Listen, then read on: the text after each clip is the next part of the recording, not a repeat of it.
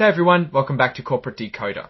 Today we're diving into a report from Grove Collaborative Holdings, and let me tell you, it's a bit like finding out your eco-friendly cleaning products are financed by regular loans. A financial filing might not seem very fun, but trust me, it holds some surprising details about where their money comes from and where it's going. Before we start, if you appreciate getting straight insights from corporate documents, make sure you're subscribed. We also have a Discord community linked in the description below. Feel free to join.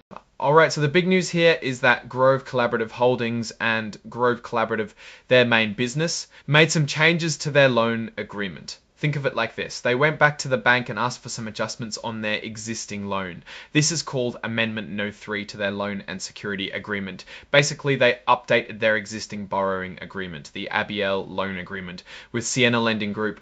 What exactly did they change? Well, they extended when they have to pay back the loan. It was set to mature or come due at an earlier date, but now they've pushed it out to April 10, 2028. That gives them more time to come up with the money. They also got rid of something called the Minimum Liquidity Financial Covenant. Think of that as a rule that said they had to keep a certain amount of cash on hand.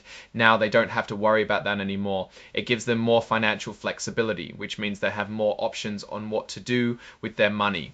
Finally, they changed the interest rate they pay on the loan. Before, it was based on a grid, which means it could go up or down depending on certain factors. Now, it's a fixed rate. It's 4.25% for some loans and 3.25% for other types of loans.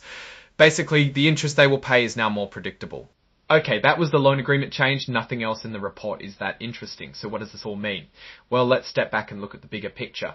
Grove Collaborative is a company that focuses on selling eco-friendly and sustainable home and personal care products. They've built a brand around being good for the environment, but like any business, they need money to operate. And sometimes that means taking out loans. By extending the loan maturity, Grove is buying themselves more time. Maybe they're expecting sales to increase, or they have other plans to improve their financial situation. Getting rid of the minimum liquidity requirement also gives them more wiggle room. They can invest more in growing the business instead of hoarding cash. And the fixed interest rate, well, that could be good or bad depending on what happens with interest rates in the future. But at least they know what to expect. Here's the thing, taking out loans and changing loan agreements is a normal part of doing business. It doesn't necessarily mean that Grove is in trouble, but it does mean that they're managing their finances and trying to position themselves for the future. Now let's get to what I really think. Grove Collaborative has a solid brand in a growing market. People are increasingly interested in sustainable products, and Grove is well positioned to take advantage of that trend. However, they're also facing increasing competition. Other companies are jumping into the eco-friendly space and they need to stay ahead of the curve. The changes to their loan agreement are interesting. On one hand, it's good that they have more financial flexibility. On the other hand, it also means they're relying on debt to finance their operations. That can be risky if things don't go as planned. One thing to watch out for is their ability to generate cash flow. Can they make enough money from sales to cover their expenses and pay back their debts? That's the key question. If they can, then they're in good shape. If not, then they could run into problems down the road. Overall, I'd say Grove Collaborative is a company with potential. They have a good brand, a growing market, and a clear mission.